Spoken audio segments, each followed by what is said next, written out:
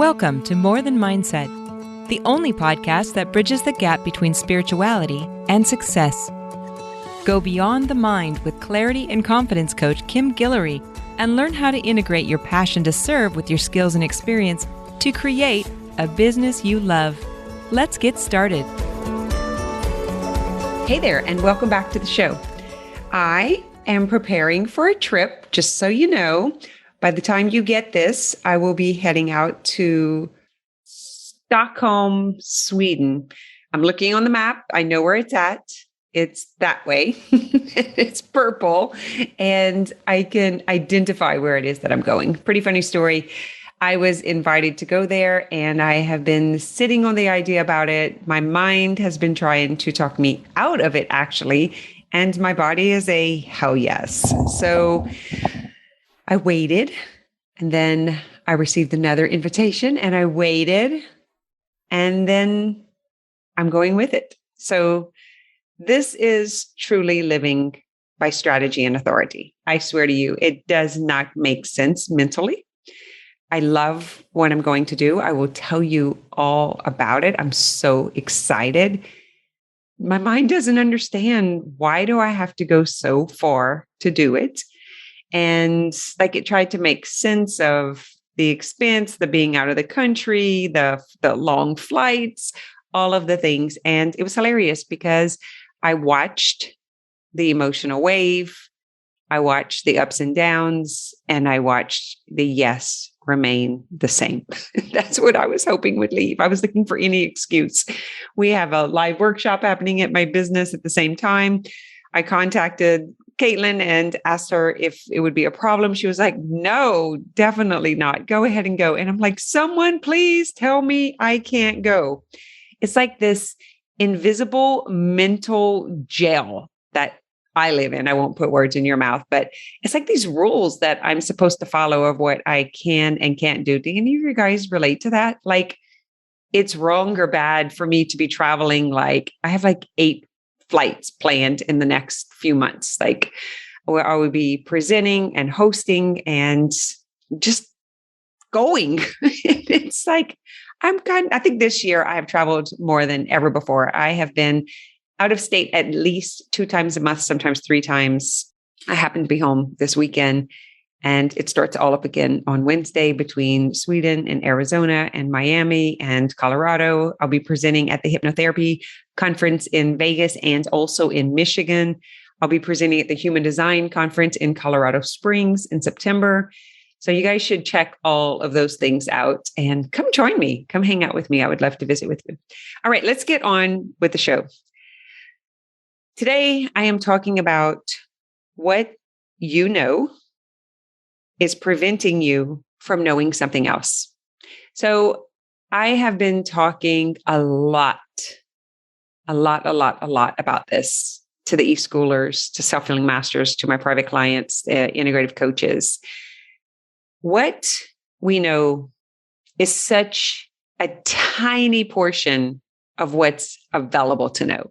So imagine the size of your pinky compared to the size of both your hands all together, like all of your fingers and palms. What we know is what we recall or remember or assume from the experience we have had, from our upbringing, from our surrounding, our environment, what we were brought up to believe, what we have seen.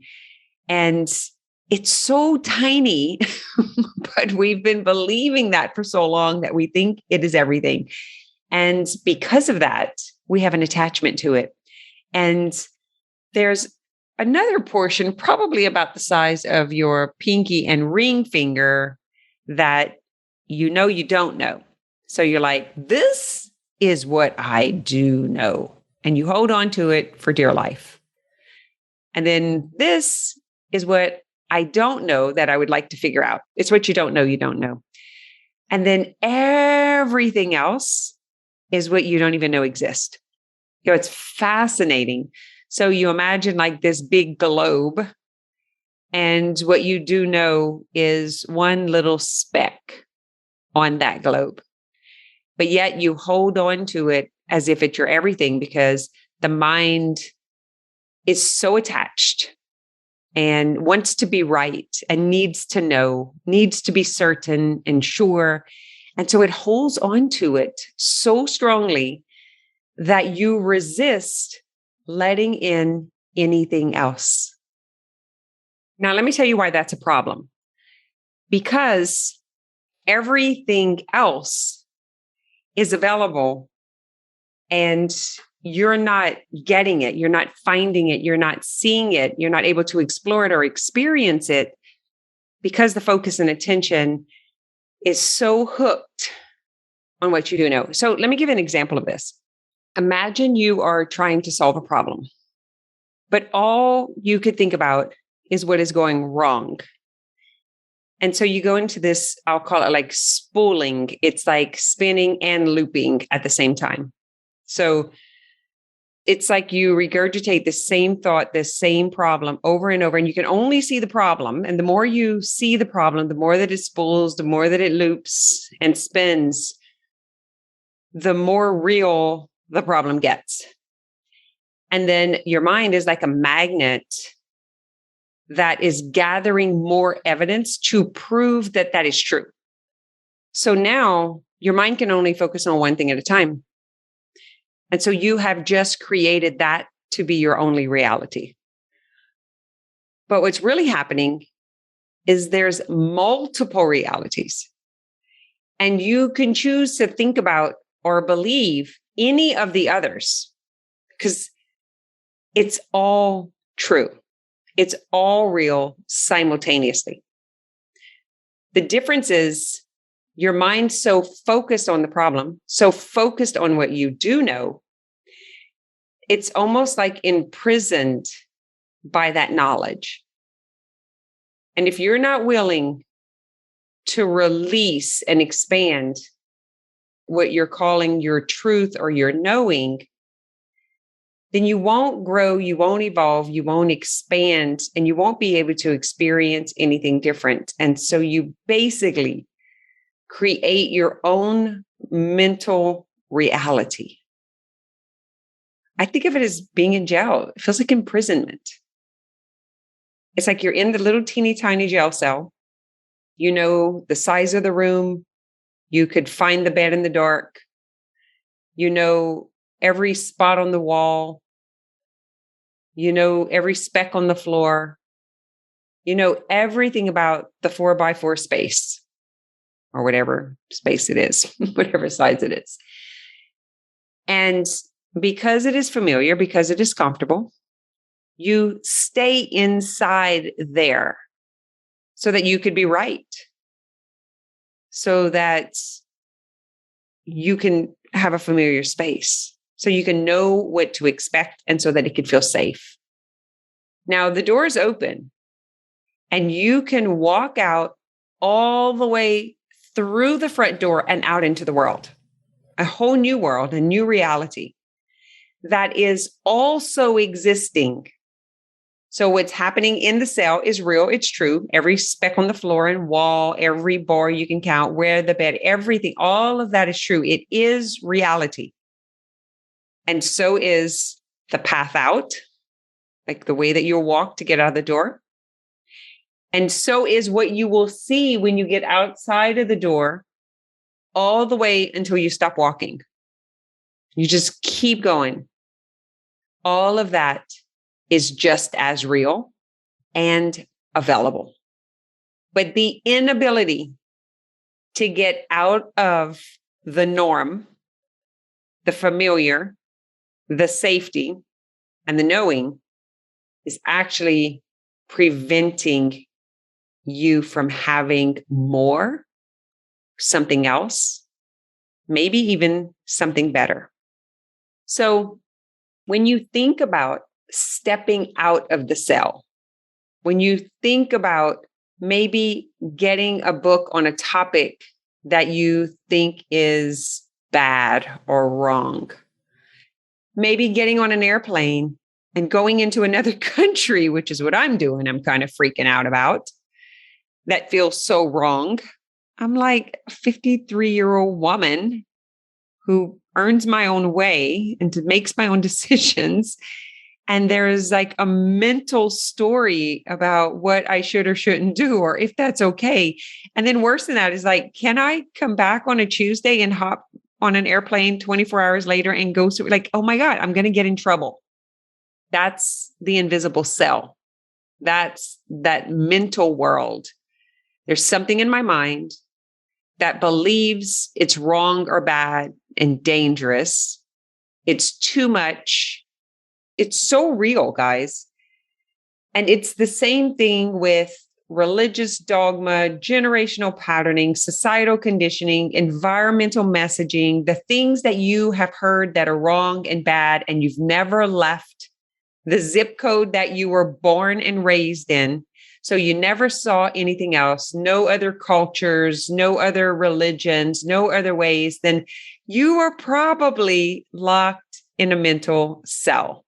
Just so you know, this is so hard for my clients, especially when they are looking at relationships, marriage, business, what they can or can't say, what they should or shouldn't do. Like an example of this is even about you're not supposed to do anything unless your husband goes with you, or you can't experience a certain place unless he sees it with you for the first time, or I don't know, we had a conversation this week about sleeping in separate bedrooms or going on separate vacations. Or for me, some of my best friends, or I should say all of my best friends, are in business. They're in business with me. We geek out over business because that is what we have in common.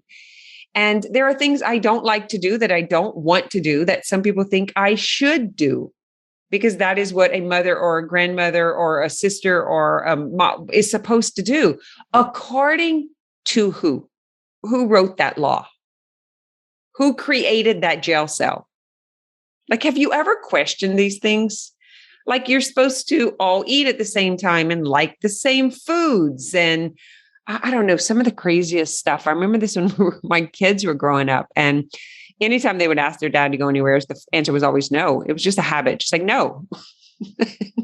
So we would like come up with creative ways and make other ideas, like we would kind of like orchestrate it a little bit differently. But I was brought up not asking anyone if I could go or not. And the one time my dad decided that I couldn't or wouldn't, I walked out. I mean, we were at my aunt's house for Christmas. I walked out and I don't know, even know how the friend contacted me. We didn't have cell phones, but somehow I walked out and left. Like, boo, what you talking about? Yet he comes from a very safe environment and doesn't take any risk and likes it in the cell. He's very, very comfortable in this zip code, doesn't want to leave the house, doesn't want to move anywhere else. It's interesting how I took on his beliefs and it created this mental wall around my thinking. It's fascinating. So what I want to offer you on today's show is, are you willing to maybe let go of what you know in order to know something else? Like, could you just consider that there's something more that could be helpful for you if you're willing to experience it? Because like, I'm thinking about when we go to the bookstore or when we're flipping through movie channels, like I'm the type of person that you'll hear that often, right? I don't like this. Like, for instance, I don't like action movies. I like dramas. And yet I loved Top Gun. And I have to question that. Like, is that true that I don't like action movies? Is that true that I didn't like to sit on the edge of my seat? No, it's totally not true. It's a story that I made up about the past. So if I wouldn't have been willing to know or try something else, I wouldn't have had that experience, which, as you guys know from a few episodes ago, was like really fascinating. So consider that what you know could be possibly blocking you from knowing something that you may want to experience. Going to another country, going somewhere out of the norm with maybe someone you don't typically go with, like maybe going by yourself, going with friends. Do you all have like this best certain friend, like I did for 17 years? And there was kind of like an unspoken code, that we just did everything together. And I've done that. I get really attached and I'll go out of town, go to certain conferences or events, and I meet this one person and I sit with them, and then we find things that we have in common, and then we go to dinner, and then it's like we want the familiar. It's like, oh, it's impolite if I go with someone else or if I meet someone else. I should ask that person because now I have an attachment. Now I have an obligation. How often do you guys do that? We do that down here in the South a lot. That's what we love about eSchool. And what our clients love about us is because we are that way. It's this Southern hospitality. We're always checking in on them. We know exactly what they're all working on. I don't know if they've ever felt so seen and heard and cared for. But do we do it because it's a habit? Do we do it because we like it? Would we even stop to question it? So it's even like I've been told, like I work too much or I shouldn't work this much.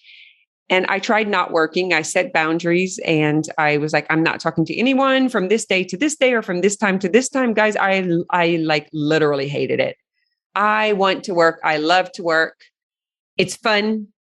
I mean, I would choose work over probably anything else. And so that's someone else's belief. So I'm willing to know something different. I'm willing to consider that maybe they're wrong. And maybe my mind has an attachment to what it used to know or what it thought was correct in its knowing. So consider it, question it. Are you willing to let go of what you do know in order to know something else? Because you probably know 5% of what's available. So there is a whole other 95% that you haven't even considered yet. Boof. So good. I love knowing something new every day. Something like, oh my God, I didn't know that. So happy to know that now, right? But matter of fact, I'm just going to leave on this little short story. So yesterday, there were a couple of ducks that walked across my yard. They were super cool with these little baby ducks. And man, I mean, I was so fired up because last year I saw the same thing and I was really excited about it. It was like a little duck parade happening in my yard there's like a crawfish lake across the street, across the highway, and then going through to the pasture, there's like a hayfield. I was like so excited. I couldn't believe I didn't get it on camera. It happened on the 4th of July. It happened again. So I like quietly opened the door to go video them this year. And they heard and they stopped and they turned around. And so I didn't get it. I got a picture, but I really didn't get like the parade, I'll call it. So I was posting about it on social media. I was telling my team, and one of my clients, like it came up in her memories that the same exact day last year was the duck parade. So now I know that I marked my calendar, July 4th or July 5th, that there is a duck parade. And so I'm going to check it. And so I was telling my husband and he's like, yeah, like animals know, like they do the same thing all the time. So see, I didn't know that. So are you willing to know something different? And I will let you know, what I find out being in Stockholm, Sweden. I'll let you know what I didn't know because I have no idea what's there. Like literally don't know, didn't know where it was out on the map. It was a gut instinct. My sacral is a yes. I follow my human design. I'm an emotional generator. I responded and my mind is freaking out, which is very normal. And I'm going to go and let you know what is, I know it's going to lead to some sort of experience that I have to have. I've had this hunch before. I've followed it before. It's taken me on many journeys.